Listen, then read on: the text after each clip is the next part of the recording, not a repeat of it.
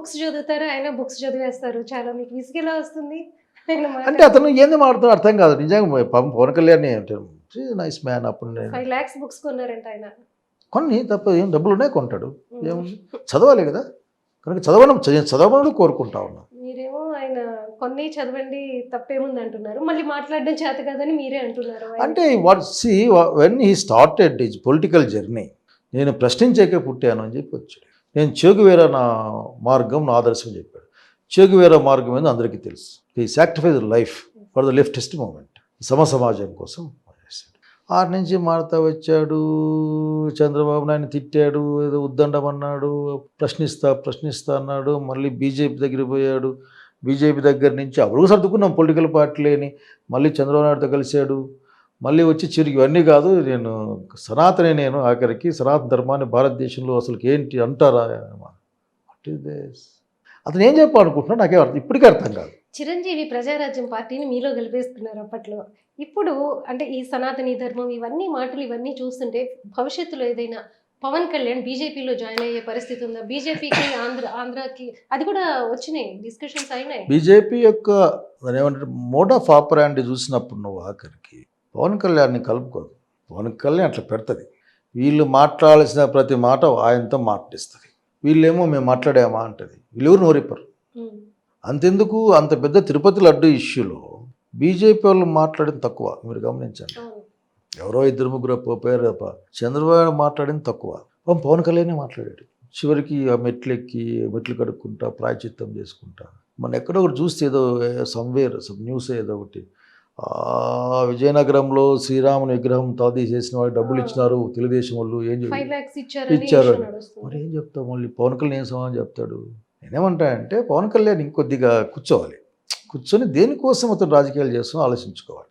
అది కాకుండా ఊరకనే ఇప్పుడు సినిమా లెవెల్లో ఉంటుంది. ఆఖరికి సినిమా లెవెల్లో పోయి ఇట్లా అంటారు, పని జరిగిపోద్ది. డైరెక్టర్ కట్ అంటాడు, రీల్లో బయటకు వస్తుంది, మేము కూడా విజిల్ వేస్తాం. అదే అర్థం కాని పరిస్థితి ఏంటంటే 10 సంవత్సరాలు ముఖ్యమంత్రిగా చంద్రబాబు నాయుడు ఉండాలని కోరుకుంటున్నాను అని చెప్పేసి చాలా హార్ట్ఫుల్గా పవన్ కళ్యాణ్ చెప్పారు. మరి ఆయన పార్టీ పెట్టింది, ఆయన అభిమానులందరూ ఆయన సీఎంగా చూడాలనుకుంటుంది. ఇదంతా కూడా వేస్ట్ ఆఫ్ అభిమానమేమో. అంటే జనరల్గా రాజకీయాలు అంటే పురాతన కాలం నుంచి రాజకీయాలు పరిశీలించినప్పుడు ఒకటి ప్రత్యక్షంగా ఎదుర్కోవడం, రెండోది పక్క నుండి ఎదుర్కోవడం. బీజేపీ ఇన్ఫ్లుయెన్స్లో పవన్ కళ్యాణ్ పక్క నుండి ఎదుర్కొంటాడేమో అనిపిస్తుంది నాకు ఇప్పటికీ ఏమనిపిస్తుంది అంటే చంద్రబాబు నాయుడికి థ్రెట్ జగన్మోహన్ రెడ్డి కాదు, జగన్మోహన్ రెడ్డి థ్రెట్ పవన్ కళ్యాణ్ అనిపిస్తుంది నాకు. ఎందుకంటే పవన్ కళ్యాణ్ డీసీఎం పదవి, అఫ్కోర్స్ డీసీఎం పదవికి పవన్ కళ్యాణ్ కాబట్టి హైప్ ఉంది, నేను దాన్ని కాదన్ను. కానీ డీసీఎం పదవికి ఉన్న అధికారులు కూడా తెలుసుకోవాలి. ఏముండవు, అది ఓన్లీ ఎగ్జిక్యూటివ్ ఆర్డర్ వచ్చే ఒక పోస్ట్ అది. సో మాట్లాడడం, గవర్నమెంట్కి వ్యతిరేకంగా మాట్లాడడం, అరే మీ ప్రభుత్వం ఎన్డీఏ ప్రభుత్వం కదా. నిన్న చూసే ఎంత హైప్ చేస్తారంటే, నిన్న ఏదో ఎక్కడో చూసాను, నాకు పొద్దున్న నవ్వేదాన్ని చూసి. ఒక పోలీస్ ఆఫీసరు రిపబ్లిక్ డే పెరేడ్లో పవన్ కళ్యాణ్ నమస్తే పెట్టింది, చంద్రబాబు నాయుడుకి నమస్తే పెట్టింది. బెటరా? పెరేడ్లో ముందే రాసిస్తారు ఎవరికి నమస్తే పెట్టాలా, ఎన్ని అడుగులు వేయాలా, ఎటుపక్క మెడ తిప్పాలా కూడా రాసిస్తారు వాళ్ళు. మరి దాన్ని కూడా హైప్ చేసుకునే ప్రయత్నం. Why for what? 10 ఏళ్ళు ఆయన సీఎం ఉండాలని కోరుకుంటున్నాడు. అంటే 10 ఏళ్ళు ఇలా కూటమి ఉండాలని కోరుకుంటున్నాడు ఆయన. 10 ఏళ్ళు జగన్మోహన్ అధికారులు రాకూడదని కోరుకుంటున్నాడు ఆయన. దాన్ని అమాట చెప్పకుండా ఆఖరికి నేను 10 ఏళ్ళు ఇతను సీఎం ఉండాలని కోరుకుంటా ఉన్నాడు. కానీ బయట ఏమంటున్నారంటే నేను మన గోదావరి జిల్లాకు పోయి రాజమండ్రి కాకుండా పోయి వచ్చామంటే, లేదండి లాస్ట్ ఇయర్లో మా వాడు బయటకు వచ్చేస్తారండి అంటున్నారు వాళ్ళు. చేస్తే మీకు తెలియదండి, మీరు రాయలసీమ వాళ్ళు కదండి, అట్లే మాడతారండి మీరు అన్నారు. అట్లేదు, అతను రాయలసీమ నెల్లూరు పక్కన ఎంత పెరిగిందని చెప్పాను నేను. అంటే లేదండి, అంటే ఆయన చెప్పింది వదిలేయండి పాపం, దాన్ని మనకు అవసరం తెలుసు కదా. నెల్లూరు మాత్తారు కాబట్టి నాకు I know his house and everything. ఇక చిరంజీవి గారి కోసం చొక్కాలు చించుకున్నాం. సో పవన్ కళ్యాణ్ కూడా నాకు ఆ ప్రేమ కూడా ఉంది. కాకపోతే ఏంది వాట్ హీస్ డూయింగ్ నాకు అర్థం కావడం లేదు. ఏంది ఇతను ఎక్కడ తెలుస్తాడు ఇతను వీళ్ళ పార్టీని, ఎక్కడ తెలుస్తాడు ఈ జనాన్ని, అది నా సమస్య. ఇప్పుడు అతను ఆర్ఎస్ఎస్కి వ్యతిరేకిని నేను, అంటే బీజేపీకి వ్యతిరేకిని నేను. వాళ్ళ పాలసీ వాళ్ళకు ఉంటుంది, నా పాలసీ నాకు ఉంటుంది. నాకు అర్థమవుతారు, కనీసం వాళ్ళు ఏం చేస్తారో అర్థం అవుతారు. అందరూ నరేంద్ర మోడీ సర్వశక్తివంతుడు మాట్లాడుతూ నేను ఒప్పుకోను. ఆఖరికి నరేంద్ర మోడీ గారు సర్వశక్తివంతుడు, నాగ్పూర్లో ఉన్న వాళ్ళ శక్తివంతులు, వాళ్ళు చెప్పింది చేసేకి అతను ఉన్నాడు తప్ప అతను వద్దనుకుంటే గంట బీకేస్తారు వాళ్ళు. నాగ్పూర్లో ఉన్న వాళ్ళు అంతే, గంటకు టైం పట్టదు. దానికి ఎగ్జాంపుల్ చెప్పా చాలాసార్లు. యోగి ఈజ్ ఎమ్మెల్యే కాదు కదా.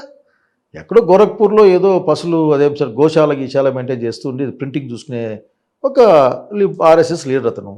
అంత పెద్ద మెజారిటీ వస్తే తెచ్చిపెట్టినది ఎవరైనా మాట్లాడారా? సో ఆ టైం టెల్లింగ్ అంటే పవన్ కళ్యాణ్ గురించి ఇప్పటికి కూడా అసలు పవన్ కళ్యాణ్ గారు డీసీఎం గారు మీరు కొంచెం ఆగండి, కూర్చోండి. ఏంది మీరు దేనికోసం సనాతన అంటే దేనికోసం చేసి చెప్పాలి వాళ్ళు. సనాతని అంటే ఏంటి? మన ఎవరు లిస్ట్ పంపించారు నాకు సనాతనంలో ఏం జరిగినాయని చెప్పేసి. అంటే మీరు ఇప్పటికీ ఎక్కడికి వెళ్ళాలనుకుంటా ఉన్నారు? అనేక ప్రశ్నలకు ఇంకా పవన్ కళ్యాణ్ సమాధానం చెప్పాలి. అసలుకి వేదాలు లేని దేవతలు నువ్వు ఎట్లా దేవుళ్ళని ఒప్పుకోమంటావు? మళ్ళీ ఇంద్రుడికి వరుణుడికి అగ్నికి వాయువుకి కదా దండం పెట్టాల్సింది. ఇప్పుడు ఒక ఆర్గ్యుమెంట్ మళ్ళీ ఇన్ని మాట్లాడాలి. కానీ చెప్పేదంటే పవన్ కళ్యాణ్ గారు మీ మనసు మంచిది, మీరు కూర్చోండి ఆలోచించండి. లేదు నేను ఇంతే అనుకుంటే లైట్ నిన్ను కూడా ఒక పక్కన పెట్టుకుని ఆలోచిస్తాం. అంటే ఒకసారిగా అంటే పవన్ కళ్యాణ్ వీళ్ళు ఎప్పుడైతే ఒక అంటే టీడీపీ మీద ఒక నెగిటివ్ వస్తుందో అప్పుడు పవన్ కళ్యాణ్ ముందుకొచ్చి మాట్లాడుతూ ఉన్నారు. మీరు అన్నట్టు లడ్డు వివాదం కావచ్చు, లేకపోతే మొన్న జరిగిన తిరుపతిలో జరిగింది కదా, చనిపోయారు, ఆ ఇష్యూస్లో కావచ్చు, ఇంకా ఏ ఇష్యూలోనైనా ఈయన ముందుకు వచ్చేస్తున్నారు, ముందుకొచ్చి మాట్లాడుతున్నారు. మీరు అన్నట్టు వాళ్ళు ఎవరు మాట్లాడట్లేదు కానీ ఈయన ముందుకొచ్చి. అంటే ఇది లోకేష్ వెనకబడిపోతున్నాడు అనే ఉద్దేశంతోనే ఈ మధ్య లోకేష్ కూడా డీసీఎం అవ్వాలని చెప్పేసి పార్టీ వాళ్ళందరూ కోరుకుంటున్నారు అంటున్నారు. అది అట్లేదు. లేకపోతే అసలు ఎందుకో సీఎం అయిపోతాడు లోకేష్, సీఎం అవ్వాలి లేకపోతే డిప్యూటీ సీఎం అవ్వాలి అని మాట. చంద్రబాబు ఉన్నారు కదా ఆ పక్కన. ఏమో తొందరగా చేసేద్దాం అనుకుంటున్నారేమో. పవన్ కళ్యాణ్ గారు గురించి చెప్పాము. అడిగిన ప్రశ్నకి ఏంటంటే ఎక్కడైతే చంద్రబాబు నాయుడు పార్టీ ఫెయిల్ అవుతుందో అక్కడ నేనున్నానని చెప్పుకునే ప్రయత్నం పవన్ కళ్యాణ్ చేస్తున్నానని అనుకుంటా ఉన్నా. చెప్పిన థ్రెట్ ఇక్కడి నుంచే వస్తుంది.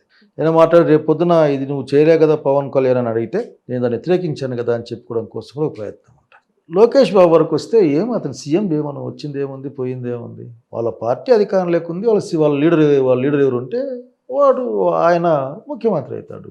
డీసీఎం ఇప్పుడు డీసీఎం అంటే అధికారితంగా ఫోటో వేసుకోవడానికి తప్ప అన్ని పనులు అబ్బాయి చేస్తాడు కదా. కనుక నేను దాన్ని పెద్ద ఇష్యూగా వీళ్ళు పెద్ద ఇష్యూ చేసుకో. ఎందుకంటే జనసేన పార్టీలో ఉన్న లీడర్లు కొద్దిమంది ఒకటే ఉండాలి కదా అనుకునే ఒక ఆలోచన వచ్చి ఎంతమానం ఉండొచ్చు, అన్ని ఎగ్జిక్యూటివ్ ఆర్డర్లే. అంటే ఆయన డీసీఎం అవ్వాలి సీఎం అవ్వాలి అనగానే ఇటు పవన్ కళ్యాణ్ వైపు నుంచి కూడా ఒక ఆందోళన వచ్చింది, మరి మావాడు ఏం చేయాలి సీఎం అవ్వాలి అని చెప్పేసి. సో ఇది ఎక్కువ కాలం నిలబడదేమో అని ఈ మధ్య కాలంలో ఈ ఇష్యూస్ జరిగినప్పుడు చూస్తే అనిపించింది. మీకేమనిపించింది? అట్లా మీకు అనిపిస్తుంది కదా. మీకు అనిపించింది, మీకు అనిపించకూడదు యాక్చువల్గా అయితే మీ సీనియర్లు కాబట్టి. పవన్ కళ్యాణ్ లేకపోయినా తెలుగుదేశం పార్టీ అధికారంలో ఉండేంత నంబర్ కలిగి ఉంది. ఎగ్జాక్ట్లీ నంబర్ కలిగి ఉంది. కనుక ఈ ప్రభుత్వాన్ని పీల్చేస్తాడు లేదు. వీళ్ళని కల్పించింది బీజేపీ ఆర్ఎస్ఎస్ తప్ప ఇంకోటి కాదు. చంద్రబాబు నాయుడికి ఒక వెంటికి అంటే అతన్ని ఒక రక్షణ వలయంలో వెంటికి పవన్ కళ్యాణ్ కావాలి. పవన్ కళ్యాణ్కి తను ఎస్టాబ్లిష్ చేసుకోవడం కోసం, తన విధానం ఎస్టాబ్లిష్ చేసుకోవడం కోసం అధికారం కావాలి. వీళ్ళకి ఇద్దరి సపోర్టు మోడీకి కావాలి. మోడీ గారి కృపా కటాక్ష వీక్షణాలు వీళ్ళిద్దరికీ కావాలి. సో ఇది ఒక పెద్ద సైకిల్. దీన్ని అంత ఈజీగా బ్రేక్ చేయడం సాధ్యం. ఎందుకంటే మధ్యలో సైకిలే ఉంది అవునా, ఎవరో ఒక్కరు ధైర్యం చేసి ఏంది మీ సంగతి. ఉదాహరణకి స్టీల్ ప్లాంట్ ఉంది. ఎలక్షన్ ముందు ఎన్ని మాట్లాడారు? ఇద్దరు విపరీతంగా మాట్లాడారు. ఒక లోకేష్ కలుపుకుంటే ముగ్గురు భయంకరంగా మాట్లాడారు. ఏదో 11,000 కోట్లు 11,440 కోట్లు ఏదో డబ్బులు ఇచ్చారు. విపరీతం మా శ్రమ మా చెమట గారు చేశాం. ఇంకొకరు ముందుకు పోయి ఇది కష్టపడి తెచ్చాం మీరు ఇంకా కాదు అని కంటే అంతకంటే ఇంకా మోసమైన మాటలు ఏమైనా ఉన్నాయా? 30,000 అప్పే ఉంది వాళ్ళ దగ్గర. ఐరన్ ఓర్ ఇమ్మంటే ఇయ్యరు, సెయిల్లో పెట్టమంటే పెట్టరు. అంత ప్రేమ ఉంటే నిర్మలా సీతారామన్తోనూ మోడీతో మాట్లాడి అది కట్టే ట్యాక్స్లన్నా వే ఆఫ్ చేయించాలా, అట్లా గవర్నమెంట్ అప్పులను వే ఆఫ్ చేయించాలా? అవి ఏమీ లేవు. కనుక మీరు అన్నీ పెట్టుకోవాకండి. These people are like this only. కనుక బీజేపీ వీళ్ళని కలిపి పెడుతుంది కూడా. చూసే వాళ్ళకి అప్పుడప్పుడు ఏమనిపిస్తుందంటే మనం వార్తలే చూస్తుంటామన్నీ. ఎందుకంటే ఉదయకాలం జగన్ రెడ్డి బీజేపీ అంతా ఉంటుంది. సైద్ధాంతికంగానే బీజేపీకి జగన్ రెడ్డికి ఎక్కడో చోట సరిపోదు.